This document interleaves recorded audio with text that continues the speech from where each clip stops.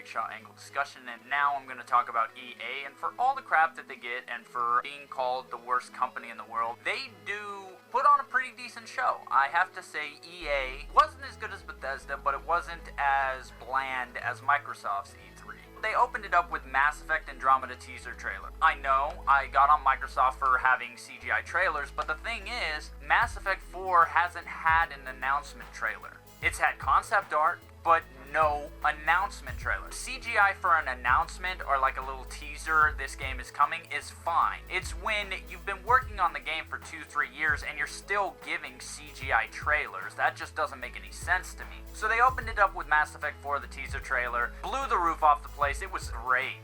Then they talked about the direction that EA would like to go with its fans and the facts that it wants to put players first and yada yada yada, the whole PR spell. It talked about 12 new experiences EA is coming out with in 2015 and early 2016. Then they hit you with another huge game, Need for Speed, the announcement CGI trailer. They talked about the new game and the direction it will go, that it takes place in Ventura Bay, that it has more advanced car customization, that it will have 5 overlapping campaigns in single player mode, showed pre-alpha gameplay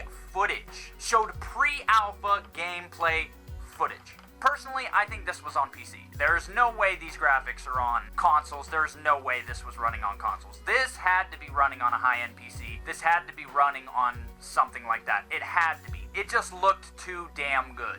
But it was still gameplay. Then they showed the Star Wars Old Republic expansion, Knights of the Fallen Empire. They showed the CGI trailer for it. It will be free to all subscribers, which is another biggie for EA. And then they talked about some of their original new IPs that are coming from new studios that they've created. They brought this guy out, Martin Solin. It's a 14-people studio. They showed some concept art. I was like, oh great. Basically, it's a puzzle platformer. You have the character Yarny. The yarn runs out as you walk. So the more you move per level, I think the yarn just keeps unraveling and unraveling and unraveling, which is kind of interesting. The gameplay is physics-based. This guy, Martin Solin, was so happy that he was able to bring this game to people that it made you really, really want to see what he was bringing. They showed in-game CGI trailers. So basically, they switched back and forth from in-game footage, gameplay, actual gameplay, and CGI for the cutscenes. This is the new IP, Unravel. It looked very interesting for me. Like, I love platformers. I've beaten the crap out of trying to, so I love my platformers, man. And the game looks incredible. Absolutely incredible. Then they showed Garden Warfare 2. This was an interesting reveal too. 6 new character classes. They showed a live new gameplay demo. First new class, they showed the Imp, the fastest, craziest zombie in the game. They showed Super Brains as the new melee class of the game. They showed Captain Dreadbeard, which is the new sniper class of the game. Then they had Titanfall type suits that the zombies could call in if they needed something bigger. It was funny, great moment in the conference. They introduced a solo mode where you can play the AI. You can transfer all unlocked characters from Garden Warfare to Garden Warfare 2. There's gonna be free content updates, and it will be released spring 2016. So you're getting at least a generalization of when it will be announced. This is a new game, and they're giving you a generalization of when it's gonna come out. Why isn't Tomb Raider having a date? Why isn't all the other games having a set date? If Garden Warfare can say, hey, it's coming out spring 2016, and we're still getting from Microsoft, this is coming out holiday 2015. This is what really kind of killed it. They had so much momentum going into this moment. They showed NHL 16. They talked about the NHL Hockey League. They talked about the new golf game they were getting. They talked about NBA Live 16. They showed the new HD face scanning app for NBA, new live motion physics, rebuilt passing and catching systems, new shot system to release the ball when you want, showed in-game gameplay footage, and like a CGI trailer. So I was kind of like, okay. And then they announce a mobile game. They bring someone out and they do mobile gaming. Talk about mobile gaming, talked about the amazing franchises they offer, and announced Star Wars Galaxy Heroes for the mobile devices. And then they showcased Minions Paradise. This was a CGI announcement trailer, and they showed game footage for the mobile game.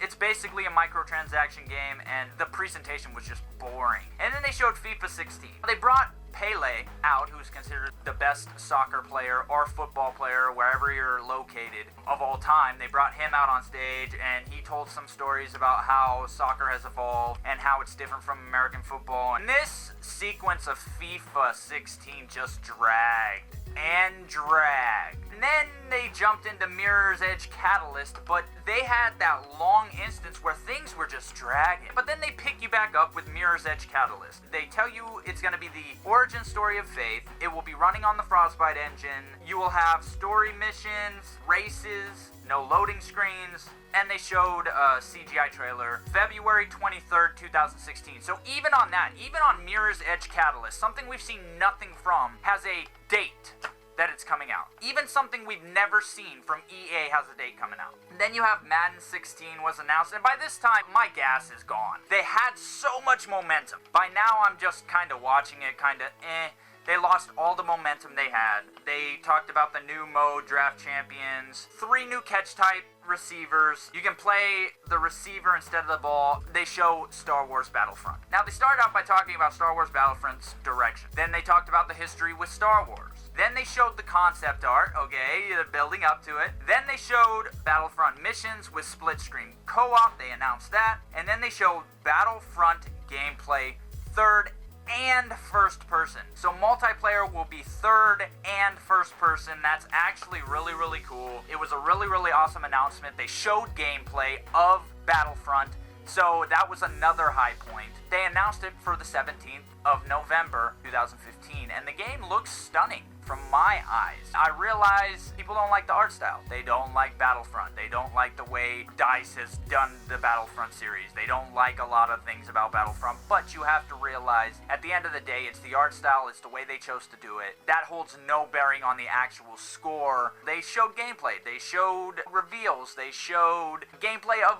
even pre-alpha stages of gameplay. They showed so much gameplay. They announced so much. I have to give EA a solid B. And the only reason I'm giving them a B instead of an A is because of that snooze fest in the middle. If you have sports games, start peppering sports games in with your other big franchises. If I was the person coordinating the thing, I'd have been like, look, we need a sports game here, and then we need 2 big announcements, and then we need a sports game here, and then we need 2 big announcements, and then we need a sports game here. They had enough to do that, to pepper in the sports games and not make it drag, but they didn't do that. So I have to give it a solid B. Would have been an A. They would have been a contender for winning E3 this year, but I give it a solid B. Solid showing. Wasn't amazing, but it wasn't bad either. It wasn't bland either. This has been Zero. Keep gaming, gamers, and I will see all of you guys and gals